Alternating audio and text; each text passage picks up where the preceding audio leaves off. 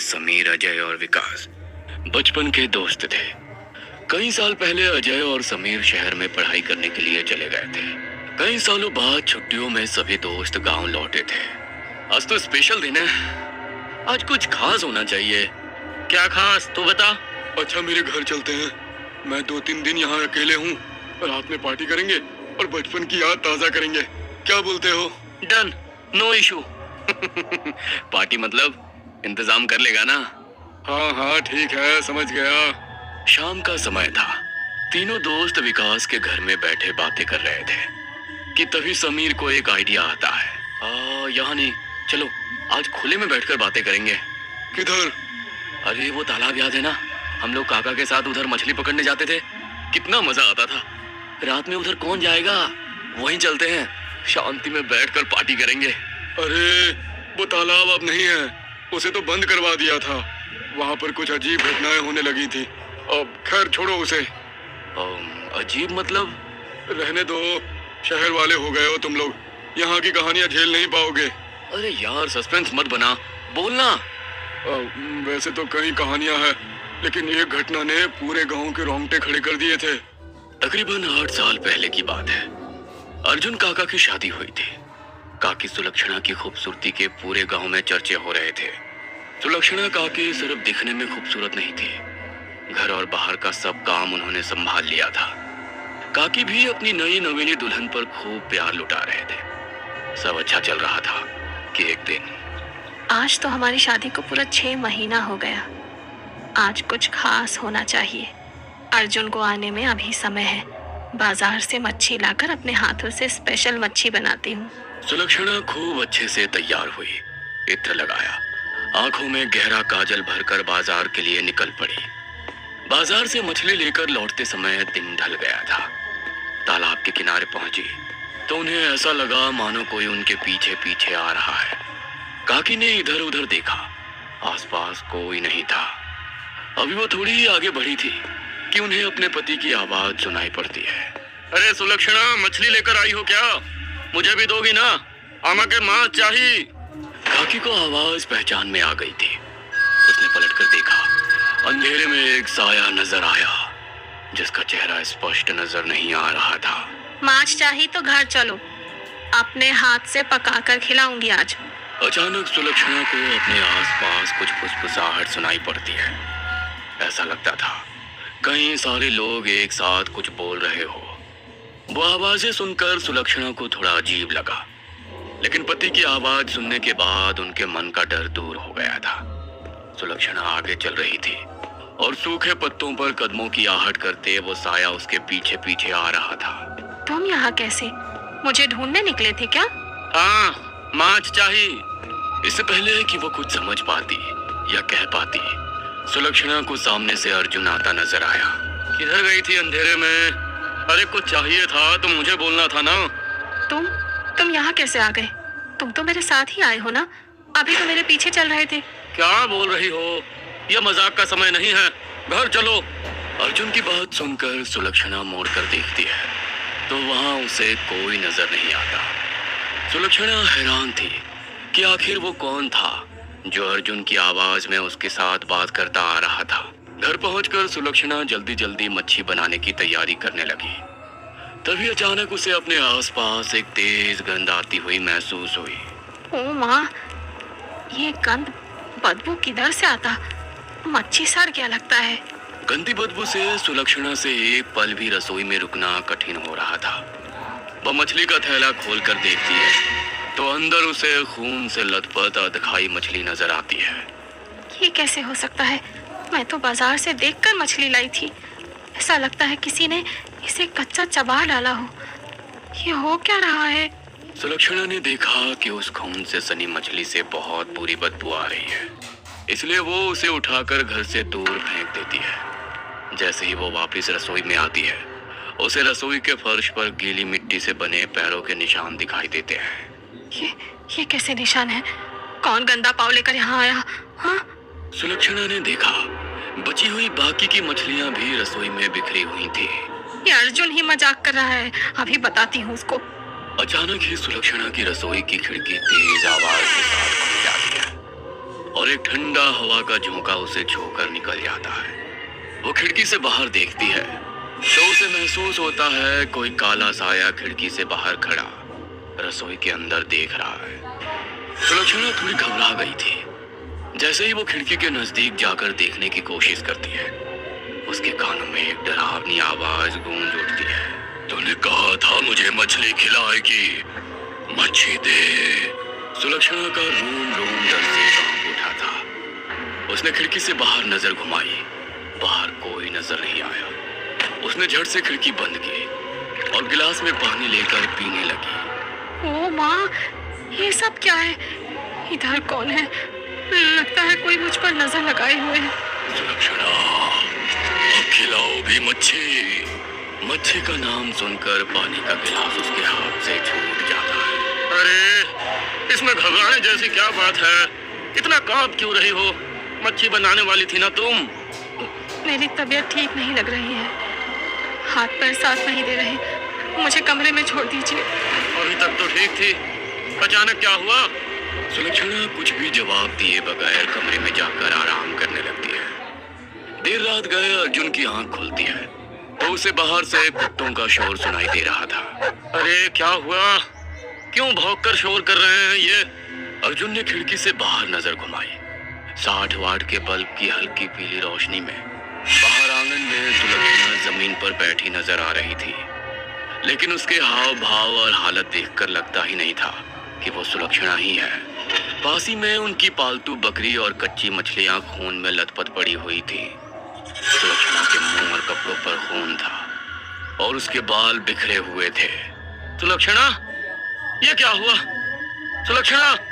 अर्जुन ने जब नजदीक से उसकी हालत देखी, एक पल को उसकी रीढ़ की हड्डी में भी सनसनाहट पैदा हो गई। उसकी नई नवेली दुल्हन, जिसकी खूबसूरती से गांव भर की औरतें जलती थी, आज कोई खून की प्यासी चुड़ैल या डायन जैसी नजर आ रही थी।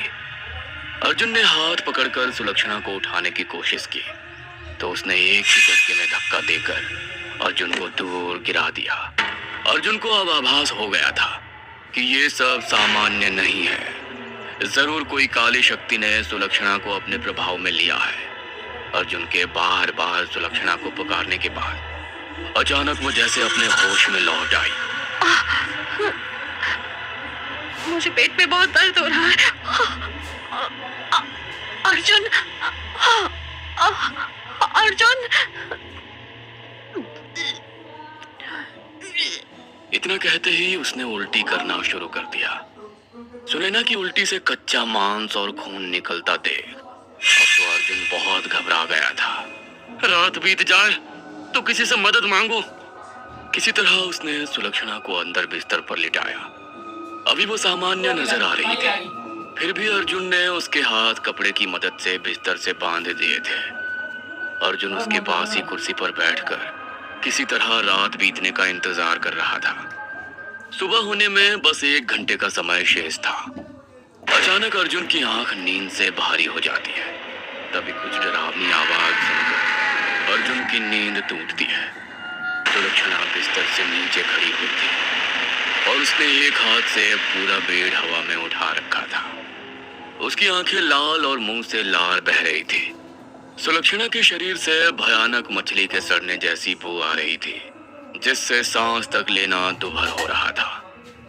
अर्जुन कुछ कर पाता उससे पहले ही सुलक्षणा ने झटके से अपना हाथ खोला और कमरे से बाहर निकल गई। पूरी रात अर्जुन के घर के अंदर से अजीब आवाज आती रही। लगता था कोई सामान उठाकर पटक रहा है। पड़ोस में रहने वाले महेश ने दरवाजा खटखटाया, लेकिन अंदर से कोई जवाब नहीं मिला। अगली सुबह सब शांत हो गया था। महेश ने गांव के लोगों को जमा किया और रात की कहानी बताई। जब गांव वाले दरवाजा तोड़कर अर्जुन के घर पहुंचे तो अंदर का नजारा किसी को भी दांतों तले उंगली दबाने पर मजबूर करने के लिए काफी था। अंदर सब कुछ बिखरा पड़ा था। घर का सामान, रसोई, कपड़े और उसके ही साथ पूरे घर में खून के धब्बे नजर आ रहे थे। अर्जुन आंगन में बेहोश पड़ा था और उसके शरीर पर नाखूनों के गहरे निशान थे, जैसे किसी जानवर ने उसे नोचा हो। पूरे घर की तलाशी के बाद भी सुलक्षणा कहीं नजर नहीं आ रही थी। किसी तरह पानी के छींटे मारकर अर्जुन को होश में लाया गया तो वो कई घंटों तक गहरे सदमे में ही रहा। जब बोलने की हालत में आया तो रोते हुए लगातार एक ही बात दोहराने लगा। वो सुलक्षणा नहीं थी, वो कुछ और था। उसकी आवाज मर्दाना थी। मांझ मांग रहा था वो सुलक्षणा नहीं हो सकती, मेरी सुलक्षणा। इतना कहकर वो बुरी तरह से सर पटक कर रो रहा था। बहुत खोजने पर भी सुलक्षणा का कोई पता नहीं लग रहा था। सिर्फ तालाब के किनारे पैरों के निशान दिखाई पड़ रहे थे, जिसे देखकर गांव में खबर फैल गई कि माछो भूत सुलक्षणा को अपने साथ ले गया। 3 दिन बाद जब सुबह मछली पकड़ने के लिए गांव के लोग तालाब पहुंचे, वहां तालाब के किनारे झाड़ियों में उन्हें सुलक्षणा की लाश मिली। लेकिन वो लाश सामान्य नहीं थी। उसकी हालत इतनी बुरी थी कि अर्जुन भी उसे देखकर चीखकर बेहोश हो गया। उसका चेहरा पानी से फूलकर सड़ गया था। पेट फटा हुआ था, जिसके अंदर सिर्फ कच्ची मछलियों के टुकड़े थे। कोई नहीं जानता था 3 दिन तक सुलक्षणा कहाँ थी और अचानक कहाँ से यहाँ पहुंची। सुलक्षणा की मौत के बाद कई बार गांव के मछुआरों को तालाब के किनारे सुलक्षणा बैठी नजर आई, जो उन्हें अपने पास बुलाती थी। पूरे गांव में डर का माहौल बन गया था। फिर गांव में अजीब घटनाएं होनी शुरू हो गई। रात होते ही तालाब के पास से मछली सड़ने की भयानक बदबू आने लगती। गांव के लोग तालाब की ओर जाने से डरने लगे। अगर कोई भूले से उस रास्ते से गुजरता तो उन्हें अपने किसी जानने वाले की आवाज में पुकारने और मछली मांगने की आवाज सुनाई देती। जो मुड़कर एक बार उस तरफ देख लेता, वह सुबह का सूरज ना देख पाता था। खौफ इस कदर बढ़ने लगा कि मछुआरों ने भी मछली पकड़ने के लिए वहां जाना छोड़ दिया। इसलिए पूरे गांव की सुरक्षा के लिए गांव वालों ने मिलकर उस तालाब को मिट्टी से भरवा दिया और वहां जाने पर सख्त मनाही कर दी। इतना सुनकर समीर और अजय दोनों कुछ पल के लिए चुप हो जाते हैं। तू भी ना बचपन की कहानियां सुना के डराने लगा। भाई बस हो गया खत्म मेरी बियर। कहानी तो बढ़िया थी, अभी इतनी बार तूने मच्छी का नाम ले दिया, अभी मुझे मच्छी खाने का मन हो गया। चल मच्छी लाते हैं, फ्राई करके मस्त खाएंगे बियर के साथ, तब महफिल जमेगी। तू पागल है क्या, इतनी रात को? अरे अभी तो बोला ना तालाब बंद हो गया था, तो ये कहानी भी खत्म ना। और आजकल ये भूत प्रेत सब रील बनाने में बिजी हैं। कोई खाली ऐसे सड़कों पर नहीं घूमता। तू ये कहानी को मजाक समझ रहा है क्या? अरे चल भाई, हम बाइक से जाएंगे और फटाफट आ जाएंगे। अभी बस 9 बजे हैं, कौन सा आधी रात हो गई। दोस्तों के कहने पर विकास बाइक से उनके साथ मछली लेने निकल पड़ता है। ठीक है, सड़क वाले रास्ते से ले लेना, वो तालाब वाले से नहीं। लौटते हुए समीर बाइक को तालाब वाले रास्ते पर घुमा लेता है। क्या कर रहा है? सड़क वाले रास्ते पर ले बाइक। मैंने कहा ना ये रास्ता ठीक नहीं है। अरे बैठ ना यार, अपन 3 लोग हैं, कुछ नहीं होगा। 5 मिनट में घर पहुंच जाएंगे, क्यों लॉन्ग कट लेना। जैसे ही बाइक सूखे तालाब को पार करके आगे बढ़ी, हवा में वही सड़ी मछली की बदबू फैल गई। सूखे पत्तों पर कदमों की आवाज सुनाई पड़ने लगी, जैसे कोई बाइक के साथ में दौड़ रहा हो। तभी झटके से बाइक बंद पड़ जाती है। मजाक मत कर, बाइक भगा। अरे मैंने कुछ नहीं किया, बाइक स्टार्ट नहीं हो रही है यार। तभी एक जानी पहचानी आवाज समीर के कान से टकराई। मामा के माछ दो ना। ये तो अजय की आवाज है, वो तो हमारे साथ पीछे बैठा है ना। समीर ने मुड़कर पीछे देखा, अजय अभी भी बाइक में पीछे ही था। तभी सामने का नजारा देख समीर के चेहरे का रंग उड़ गया। धीरे धीरे अंधेरे से एक साया बाहर आकर उनकी बाइक के सामने खड़ा हो गया। काकी, सुलक्षणा काकी, ये वही है। हमें यहाँ नहीं आना चाहिए था, मैंने कहा था ये जगह ठीक नहीं है। बहुत दिनों से कोई इधर गुजरा नहीं, और खूब भूख लगी छे। आमा के मांस दाओ ना। 3 दोस्तों की चीख हवा में गूंज जाती है और अगली सुबह गांव वालों को तालाब के पास सिर्फ 3 दोस्तों के खून से सने कपड़े मिलते हैं। बहुत खोजने पर भी उनका कोई नामो निशान नजर नहीं आ रहा था। सिर्फ मिला तो एक सुराग, वो था मिट्टी में 3 अलग अलग नाप के गहरे गहरे पैरों के निशान, जो तालाब के अंदर की तरफ जा रहे थे। कहते हैं मेछो भूत के मुंह अब इंसानी खून लग गया है। अब वो सिर्फ मछली नहीं खाता, इंसान को ही निगल जाता है।